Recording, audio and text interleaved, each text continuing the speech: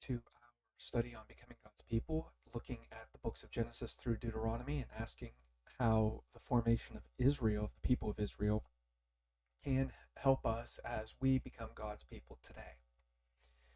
Today we are looking at Exodus 20, which is commonly known as the uh, the Ten Commandments.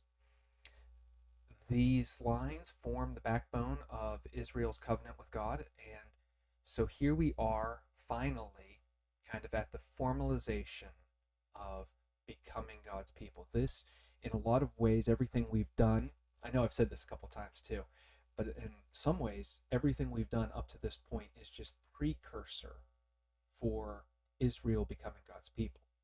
It's at this point where they formally become God's people.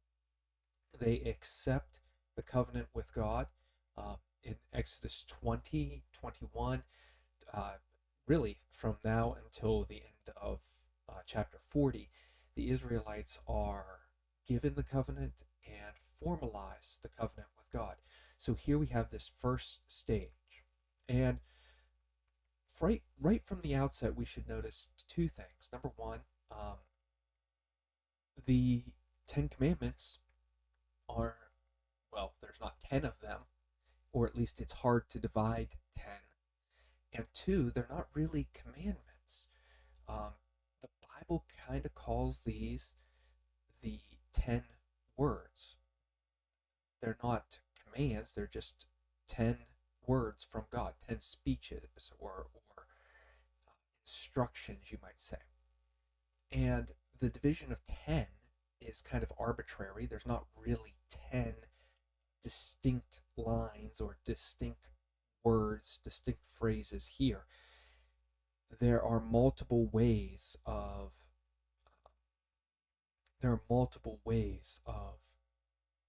breaking these down so that you get the number 10.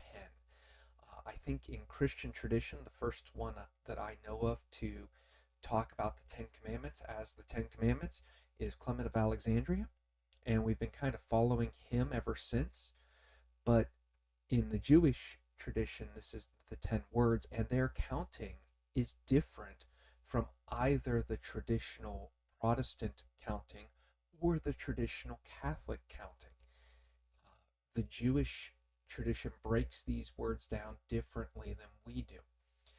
And what that can do is to put different emphasis uh, on these words and how, or on these phrases and how they hit us. I think next week I'm going to put up a chart and talk a little bit more about that because I'm going to stay in the Ten Commandments, stay in this passage of Exodus 20 for 2 weeks. So this week and next week in my reflections. And I think next week it will give me a little bit more opportunity to break down what are the differences and why these different groups have emphasized um, different commands one over the other and how these are broken down. Um, but we should reflect on the fact that just because the phrases themselves are broken down in different ways to get that number of 10, it doesn't mean that they aren't all important or this whole passage isn't important. Again, we'll talk about that next week, a little bit about how the breakdown of the Ten Commandments has been used and abused in the church to vilify people. But this week, I want to talk about the first five commands. Kind of the first five, I guess. First six, depends on how you count again.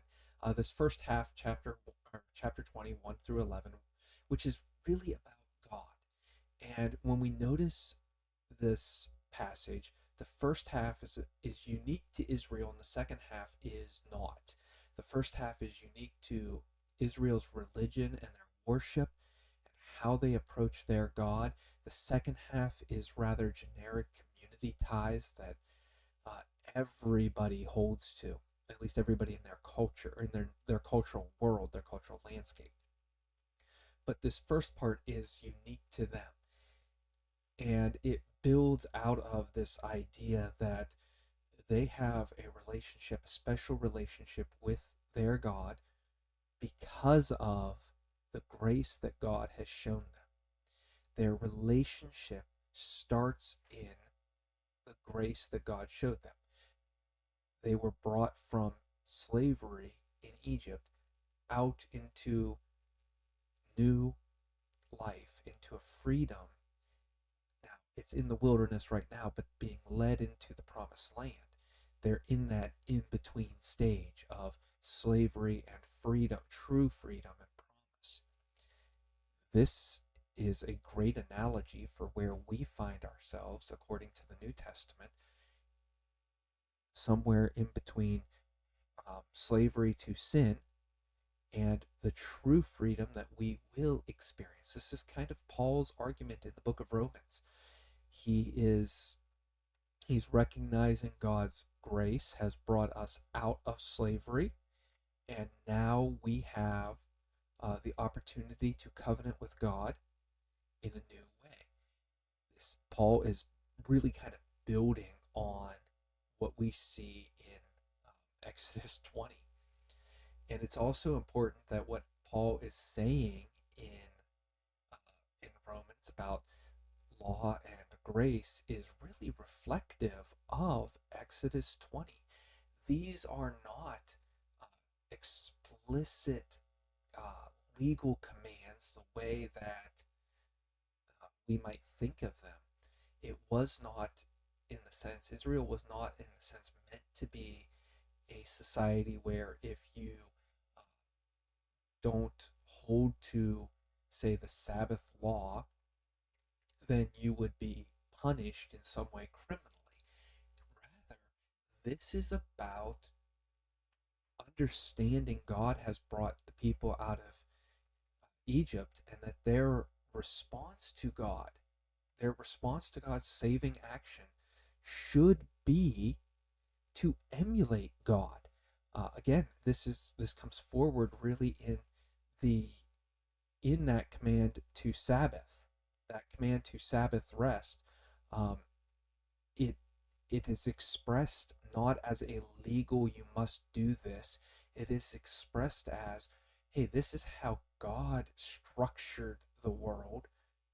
This is how God has acted and is acting. This is the kind of person God is. Therefore, you should behave in this way.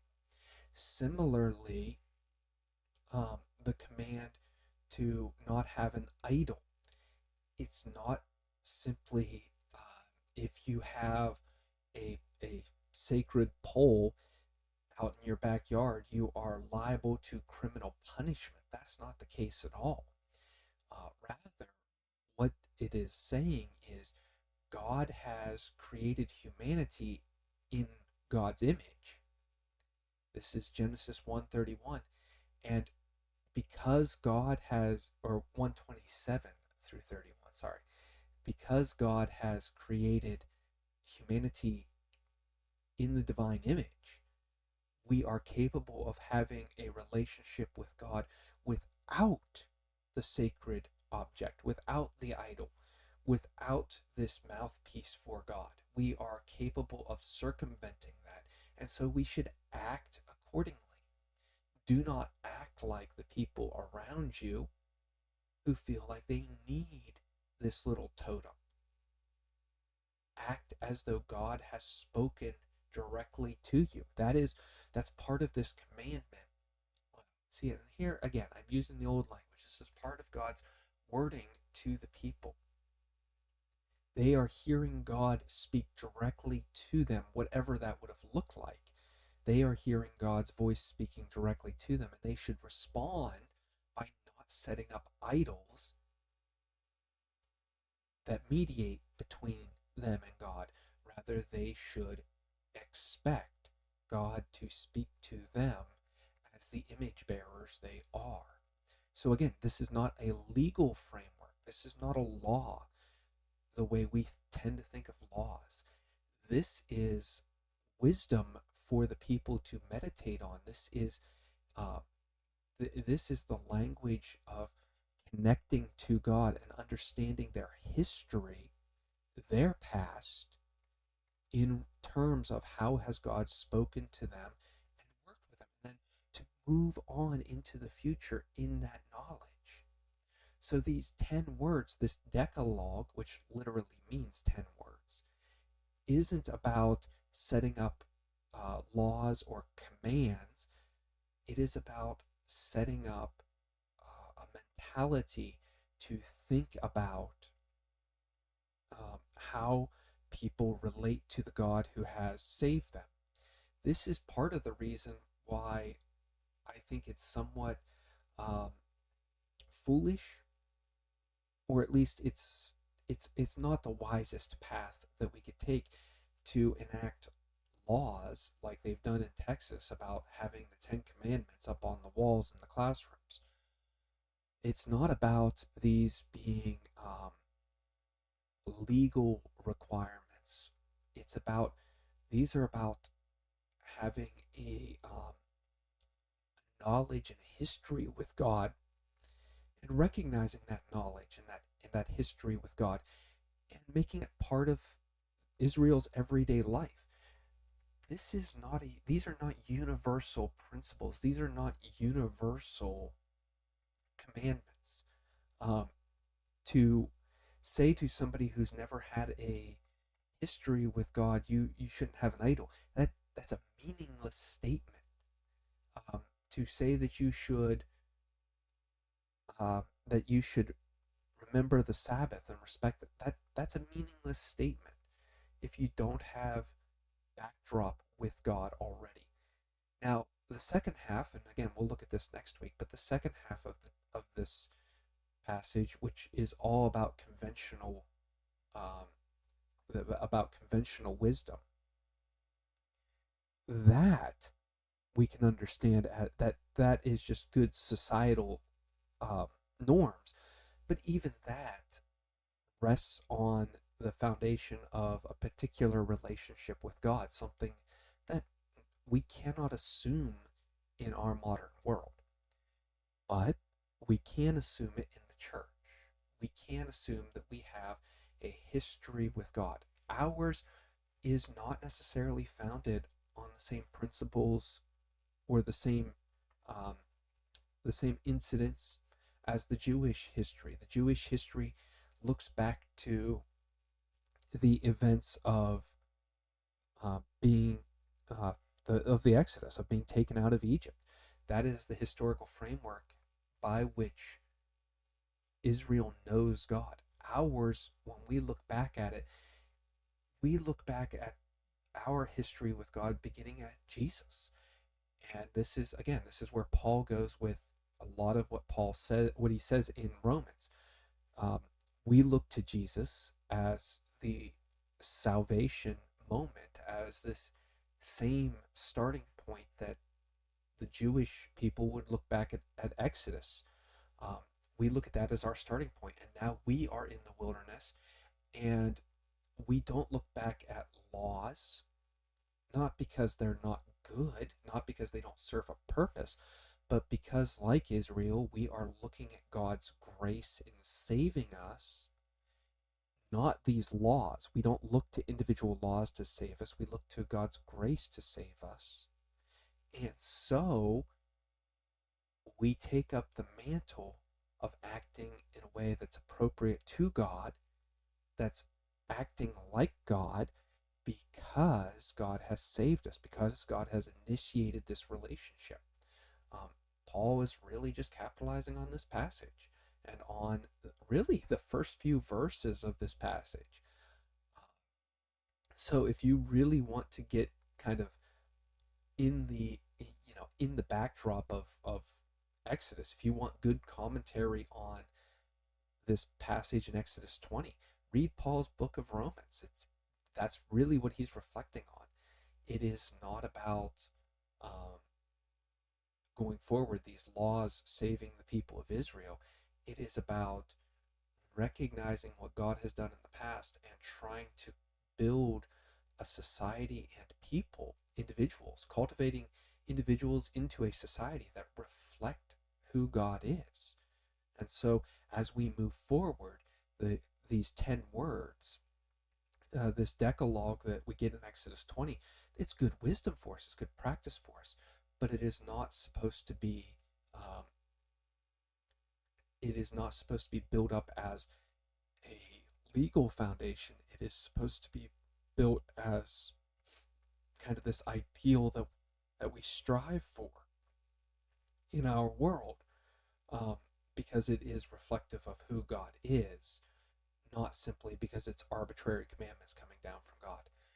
Anyway, I hope that makes sense. Again, we're going to talk a little bit more about this next week. So there's plenty of times if you have questions or comments about anything I've said, and please let me know.